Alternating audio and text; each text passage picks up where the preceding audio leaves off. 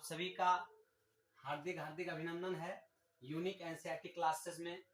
आप सभी के लिए आज हम वीवीआई मैथ ऑब्जेक्टिव क्वेश्चन 2022 के लिए लेके आए हैं, जो आपके बोर्ड परीक्षा के लिए रामबाण साबित होंगे। चलिए, तो मैं सबसे पहले पहला क्वेश्चन लेता हूं। सबसे पहला जो मेन क्वेश्चन इंपॉर्टेंट है, सबसे पहला क्वेश्चन है कोस 90 डिग्री माइनस थीटा।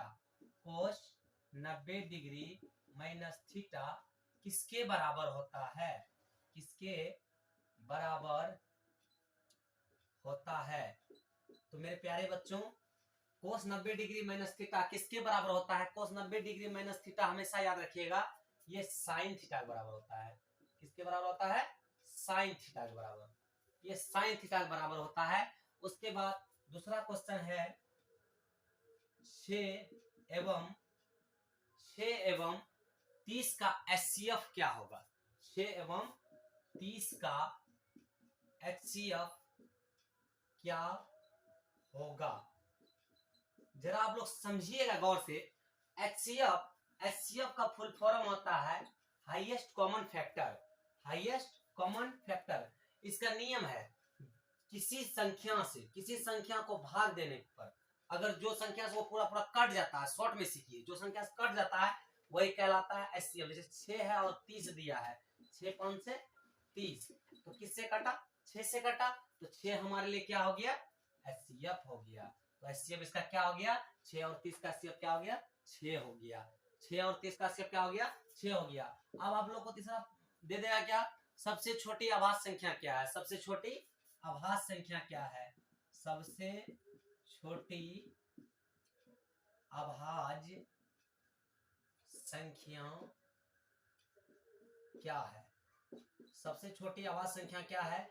तो बच्चों आप लोग को मालूम होना चाहिए, सबसे छोटी जो अभाज्य संख्या है वो 2 है। सबसे छोटी अभाज्य संख्या 2 है बाबू, सबसे छोटी अभाज्य संख्या 2 है। चलिए क्वेश्चन नंबर 4। क्वेश्चन नंबर 4 दे देगा 1 + tan square theta. 1 + tan square theta, 1 + tan square theta by 1 + cot square theta. 1 + cot square theta यह किसके बराबर है? यह किसके बराबर है? यह किसके बराबर है? तो 1 + tan square theta, 1 + cot square theta ये किसके बराबर है? तो इसका हो जाएगा आपका ये मेरे tan स्क्वायर थीटा के बराबर है। tan स्क्वायर थीटा के बराबर है। tan स्क्वायर थीटा के बराबर है। tan स्क्वायर थीटा के बराबर है। tan स्क्वायर थीटा के बराबर है। चलिए क्वेश्चन नंबर 5। क्वेश्चन नंबर 5 देखते हैं।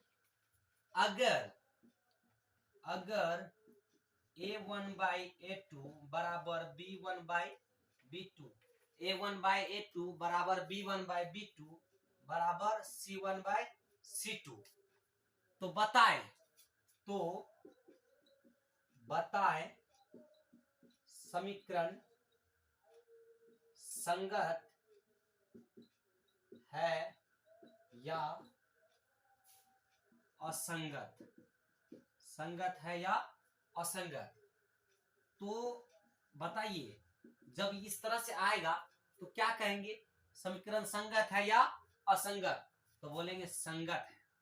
समीकरण क्या है?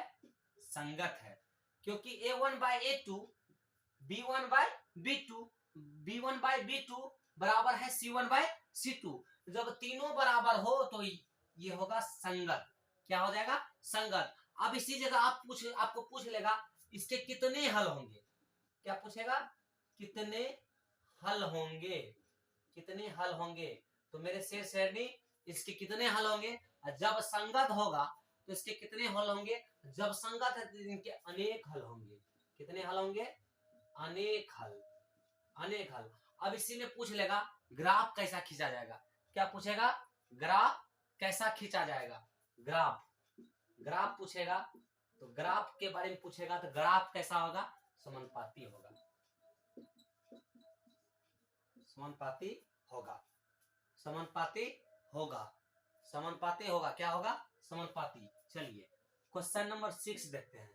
क्वेश्चन नंबर 6 देखते हैं। क्वेश्चन नंबर 6 है 12 21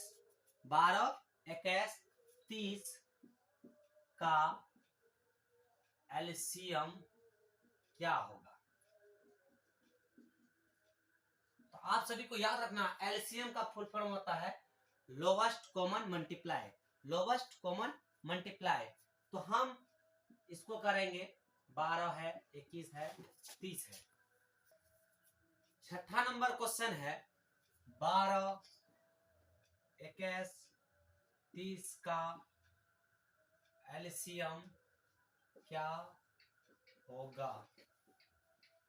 तो मेरे शेरनियों जरा ध्यान दीजिएगा 12 21 30 12 21 30 तो 12 21 30 तो 3 से खाएगा ये 3 चौके 12 3 सत्ता 21 3 ढाई 30 3 ढाई 30। अब 2 से खाएगा 2 दूनी 4 7 के साथ 2 पंचे 10। हमें एलसीएम पूछा है। अब नहीं खाएगा मेरे सेशनी क्योंकि सब अकेले में आ गया। ठीक तो हम लिखेंगे इसीलिए एलसीएम बराबर 3225 3 6 12 बरसता है। तो ये सभी को गुणा करने के बाद हमें मिलता है 420। तो ये 420 मेरा क्या हो गया आंसर हो गया। चलिए क्वेश्चन नंबर 7 को देखते हैं। क्वेश्चन नंबर 7 है वृत्त के बाह्य बिंदु से वृत्त के बाह्य बिंदु से कितनी वृत्त के बाह्य बिंदु से कितनी स्पर्श रेखा खींची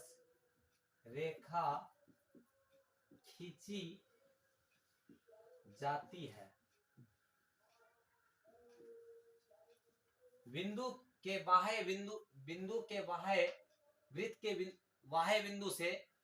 स्पर्श रेखा खींची जाती है।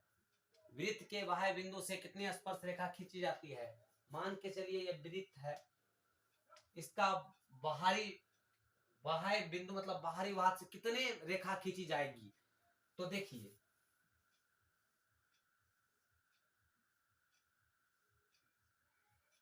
कितने हैं 1 और 1 कितने हैं 2। तो इसका आंसर हो जाएगा बाबू 2। उसके बाद क्वेश्चन नंबर 8 पे चलते हैं। क्वेश्चन नंबर 8 है हमारा वृत्त पर कितनी स्पर्श रेखा खींची जा सकती है।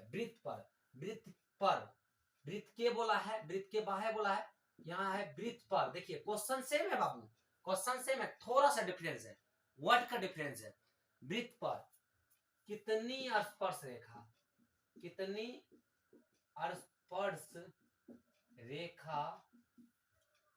खींच सकते हैं। वृत्त पर कितनी स्पर्श रेखा खींच सकते हैं। तो हमारा ये वृत्त है, हम कितने रेखा खींच सकते हैं। हमारे ये वृत्त हैं, हमें कितने रेखा खींच सकते हैं। हम अनंत रेखा खींच सकते हैं बाबू, हम अनंत रेखा खींच सकते हैं। इसका हो जाएगा आंसर अनंत। चलिए हम चलते हैं क्वेश्चन नंबर 9 पर।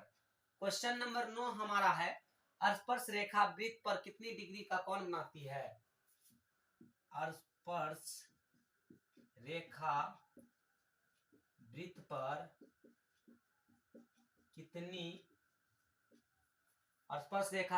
कितनी डिग्री का कोण बनाती है। कितनी डिग्री का कोण बनाती है।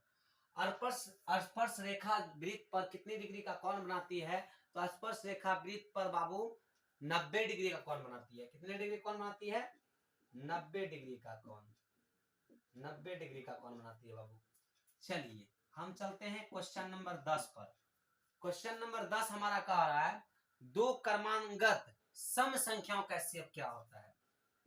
दो क्रमांगत सम संख्याओं का सम संख्या, सम दो क्रमांगत सम संख्या का HCF क्या होता है?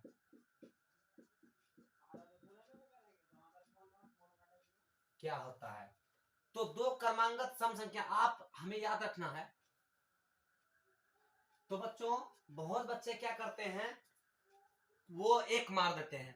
पहले क्वेश्चन को पढ़िए, क्या बोला है? सम संख्या, सम संख्या बोला है।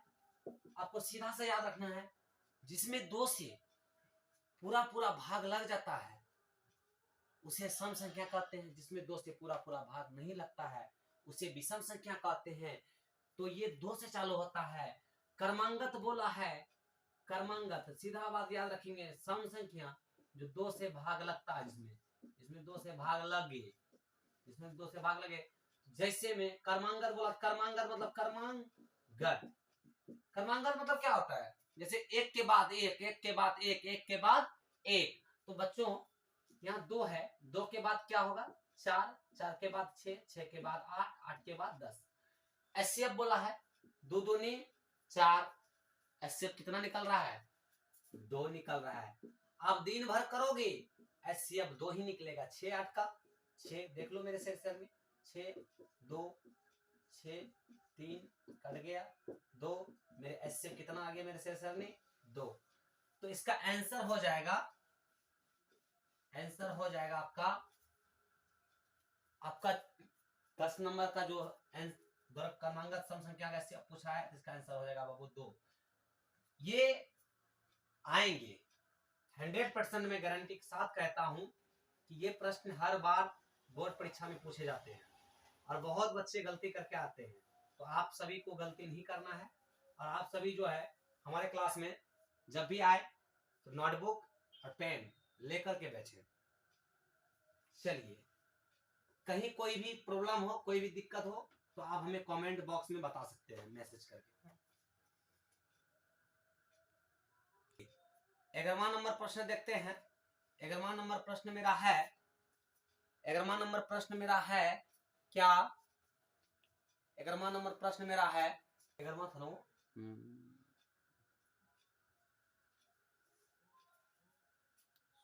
12वां नंबर क्वेश्चन देखते हैं। 12वां नंबर क्वेश्चन पूछता परीक्षा में सबसे बड़ी प्राकृतिक संख्या। तो आप सभी को याद रखना है, सबसे बड़ी प्राकृतिक संख्या, सबसे बड़ी प्राकृतिक संख्या जो होता है वो अनंत होता है। क्या होता है? अनंत। सबसे बड़ी प्राकृतिक संख्या अनंत। 13वां नंबर हम देखेंगे।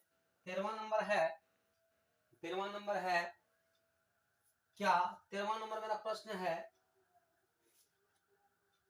घात 2 वाले बहुपद कहलाते हैं। घात 2 वाले बहुपद कहलाते हैं। तो बाबू एक चीज हमेशा याद रखना, जिसका घात 2 हो उसे कहेंगे द्विघात।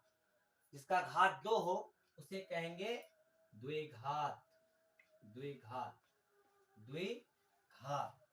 अब पूछता है 14 नंबर प्रश्न है, घात 1 वाले, घात 1 वाले बहुपद कहलाते हैं, कहलाते हैं। तो हमेशा याद रखना बाबू, घात जिस बहुपद का घात 1 होता है वो हमारा कहलाता है रैखिक, वो हमारा कहलाता है रैखिक। 15 नंबर है, घात 3 वाले बहुपद कहलाते हैं, कहलाते हैं। तो घात 3 वाले जो बहुपद होते हैं ना वो कहलाते हैं त्रिघात। आज मैं इतना ही क्लास लिया हूं, आप लोग अच्छे तरह से देख लेंगे। मिलते हैं कल की क्लास में। आप सभी शेरनियों से एवं सभी दोस्तों से मैं यही आशा करता हूं कि यूनिक एनसीईआरटी क्लासेस को लाइक सब्सक्राइब करना ना भूलें। और आप सभी अपने दोस्तों में भी इस वीडियो को शेयर करें और उनको भी सपोर्ट करें कि इसको देखें और अच्छे से अच्छे अंक बोर्ड परीक्षा में ला पाए। धन्यवाद।